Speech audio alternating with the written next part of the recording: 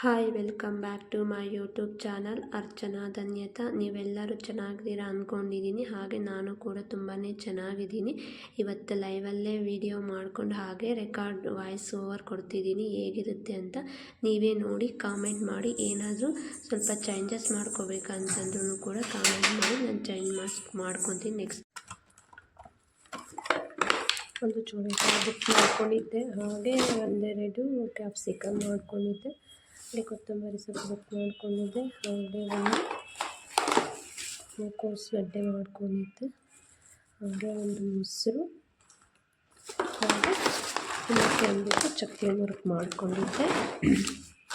ಅದಾದಮೇಲೆ ಒಂದು ಬನಾನ, ಹಾಗೆ ಬೆಂಡೆಕಾಯಿ ಕೂಡ ಮಾಡ್ಕೊಂಡಿದ್ದೆ, ಹಾಗೆ ಕುಕ್ಕುಂಬರ್ ಕೂಡ ಮಾಡ್ಕೊಂಡಿದ್ದೆ, ಹಾಗೆ ಒಂದು ಕೊಕೊನೆಟ್, ಹಾಗೆ ಆರೆಂಜ್ ನನ್ನ ಮಗಳಿಗೆ ಅಂತ, ಹಾಗೆ ಒಂದು ಮೂಲಂಗಿ ಮಾಡ್ಕೊಂಡಿದ್ದೆ, ಹಾಗೆ ಒಂದು ಆಯಿಲ್ ಬಾಟಲ್ ಕೂಡ ಬುಕ್ ಮಾಡ್ಕೊಂಡಿದ್ದೆ.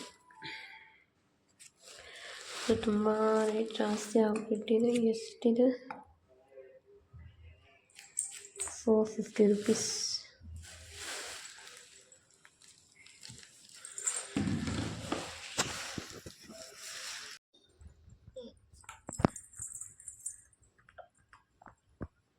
ಪಾಪುನ ಕುಳಿಸ್ತೀಯಾ ಕಾರ್ ಮೇಲೆ?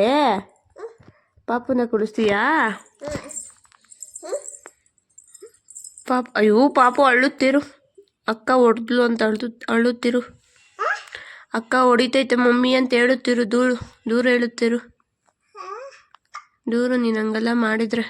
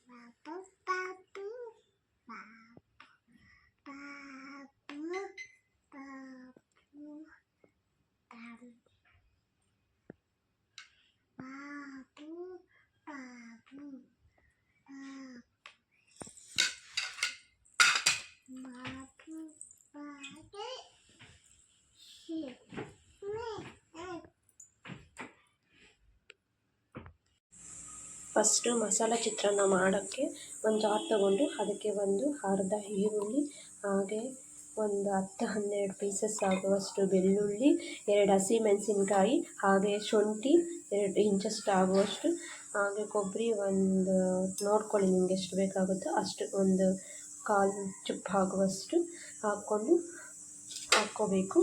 ಅದಾದಮೇಲೆ ಜೀರಿಗೆ ಒಂದು ಸ್ವಲ್ಪ ಕರಿಮೆಣಸು 2-3, ಹಾಗೆ 2 ಲವಂಗ, ಒಂದು ಇಂಚಾಗುವಷ್ಟು ಚಕ್ಕೆ ತಗೊಂಡು ಇವೆಲ್ಲ ಹಾಕ್ಕೊಂಡು ಗ್ರೈಂಡ್ ಮಾಡ್ಕೋಬೇಕು, ಪೇಸ್ಟಿ ಮಾಡ್ಕೋಬೇಕು, ನುಣ್ಣಕ್ಕೆ ಹಾಕಬೇಕು. ಆ ಥರ ಪೇಸ್ಟಿ ಮಾಡ್ಕೊಂಡು ಮತ್ತೆ ಸಿಗೋಣ.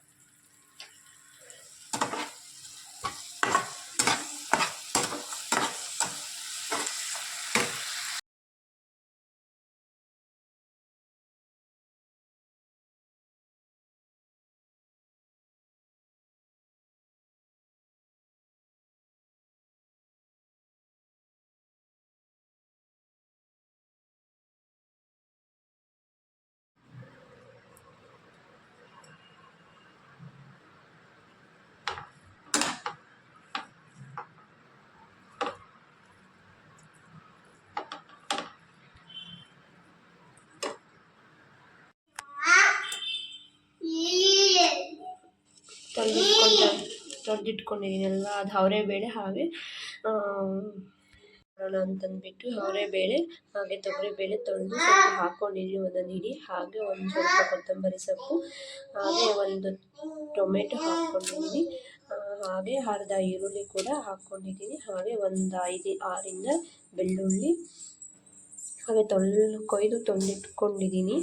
ತರಕಾರಿ ಒಂದು ಅರ್ಧ ಹೀರೆಕಾಯಿ, ಒಂದು 4-5 ಬೀನ್ಸು, ಹಾಗೆ ಒಂದು ಮೂಲಂಗಡ್ಡೆ, ಹಾಗೆ ಒಂದು ಆಲೂಗಡ್ಡೆ ಕೂಡ ತೊಳೆದಿಟ್ಕೊಂಡಿದ್ದೀನಿ. ಅದಾದಮೇಲೆ ನಾನು ಏನೇನು ತೊಗೊಂಡಿದ್ದೀನಿ ಅಂದರೆ ಪೌಡರ್ಸು, ಮಸಾಲೆ ಪೌಡರು 1 ಸ್ಪೂನ್ ಆಗುವಷ್ಟು ಗರಂ ಮಸಾಲ, ಚಿಕನ್ ಮಸಾಲ, ಹಾಗೆ 1 ಸ್ಪೂನು, ಅರ್ಧ ಸ್ಪೂನ್ ಖಾರದ ಪುಡಿ, ಹಾಗೆ ಒಂದು ಅರ್ಧ ಸ್ಪೂನ್ ಜೀರಿಗೆ, ಹಾಗೆ 2 ಸ್ಪೂನ್ ಆಗುವಷ್ಟು ಧನಿಯಾ ಪೌಡರ್, ಮನೆಯಲ್ಲೇ ಮಾಡಿರೋ ಧನಿಯಾ ಪೌಡರ್, ಚಿಟಿಕೆಯಷ್ಟು ಅರಿಶಿನ ತೊಗೊಂಡಿದ್ದೀನಿ, ಹಾಗೆ ರುಚಿಗೆ ತಕ್ಕಷ್ಟು ಉಪ್ಪು ಕೂಡ ಹಾಕಿದ್ದೀನಿ. 1-2 ಲೋಟ ಆಗುವಷ್ಟು ನೀರು ಕೂಡ ಹಾಕ್ತೆ. ಇದು ಹಾಕಿ ಬೇಯೋದಕ್ಕಿಟ್ಟರೆ ಸಾಂಬಾರು ರೆಡಿ ಆಗುತ್ತೆ. ಲಾಸ್ಟಲ್ಲಿ ಒಗ್ಗರಣೆ ಹಾಕ್ಕೊಂಡ್ರೆ ಮುಗಿಯುತ್ತೆ. ಸಿಂಪಲ್ ಆಗಿ ಇವತ್ತೊಂದು ಸಾಂಬಾರು ಕೂಡ ಮಾಡಿಕೊಂಡೆ.